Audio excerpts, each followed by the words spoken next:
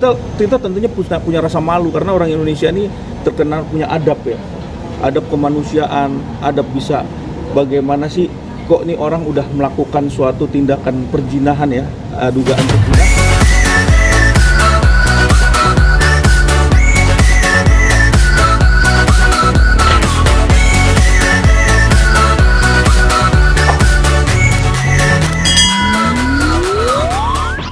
Ya, dari video yang kemarin viral ya di media sosial, tentunya ini menjadi catatan penting buat kita ya, warga negara Indonesia yang melihat bahwa kasus ini ternyata tidak cuma ada di Indonesia tapi di luar negeri pun seperti itu. Contohnya Korea Selatan yang sekarang ini yaitu yang meminta perlindungan ya, AMI terhadap kasus adanya dugaan perselingkuhan dan adanya pencurian atau penculikan anak ya.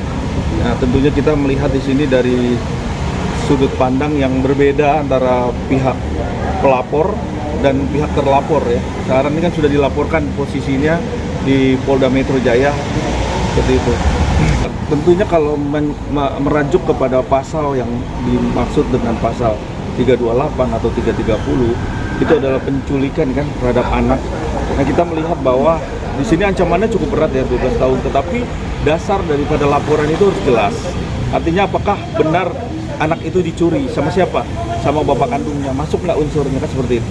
Tapi di sini kalau kita lihat dari delik aduan pidana ya yang masuk dalam laporan di Polda Metro Jaya yang kita lihat, ini adalah pasal yang dikenakan adalah pasal perzinahan. Tentunya pasal perzinahan itu adalah pasal 284 di mana ancaman hukumannya sampai dengan 1 tahun penjara. Nah, kalau kita lihat di sini pasal 284 dan pasal Undang-Undang Kesehatan pasal 200 sampai 201 itu adalah yang menghalang-halangi untuk memberikan ASI ya, ASI kepada ibu terhadap anaknya. Yang kemudian anaknya dibawa lari kan seperti itu. Mungkin polisi saat ini harus segera menindak atau mengembangkan kasus ini, melakukan penyelidikan secara intensif. Apakah penyebab daripada kasus ini sampai hal seperti ini yang jarang-jarang terjadi? Artinya bahwa pelakor ini tidak cuma membawa kabur suaminya, tetapi anak kandungnya pun dibawa lari.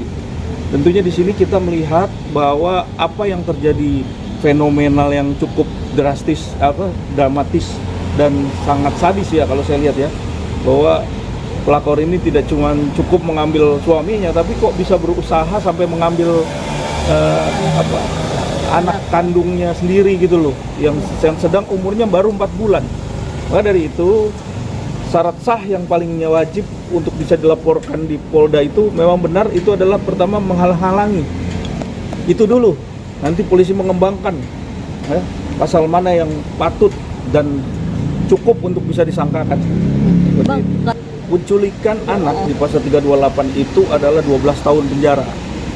Nah, nanti kita lihat apakah penculikan itu murni pelakor yang melakukan tindakan pidana tersebut, ataukah bapaknya yang melakukan tindakan tersebut, ibunya ikut pelapornya ikut serta. Nah, itu kita lihat dulu nanti unsur dari situ. Makanya yang terpenting adalah bagaimana proses polisi bisa mengembangkan, menyelidiki tentunya dan bisa mendalami kasus ini. Sebenarnya ada apa di balik ini semua? Karena kalau kita lihat dari video yang viral itu terlihat jelas bahwa adanya konflik rumah tangga yang cukup krodit ya, cukup berat ya. Nah, ini kenapa anak kandungnya yang besar itu begitu ditarik sama ibu kandungnya itu dia menolak, histeris, bukan malah mau ke ibu kandung tapi malah lari ke bapak.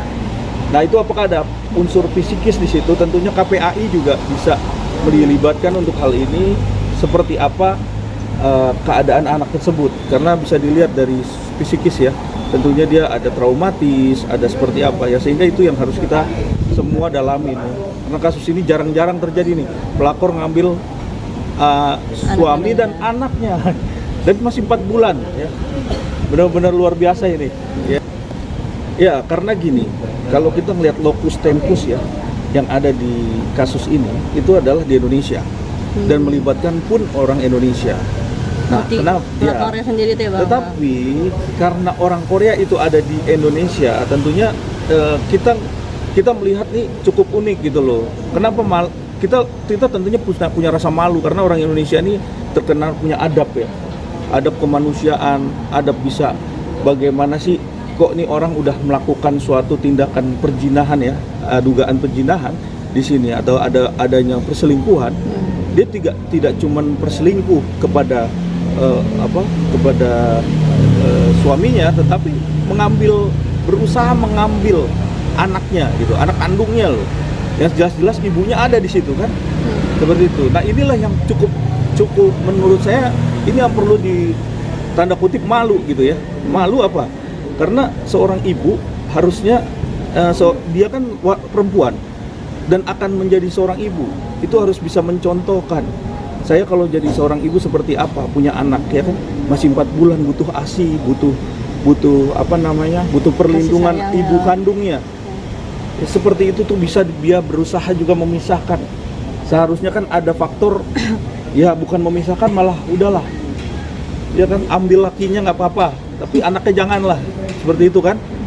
Tapi kan di sini terlihat jelas di sini ikut membantu narik. Nah, ini ada apa sebenarnya gitu kan? Ini yang harus kita selidiki ya. Oke.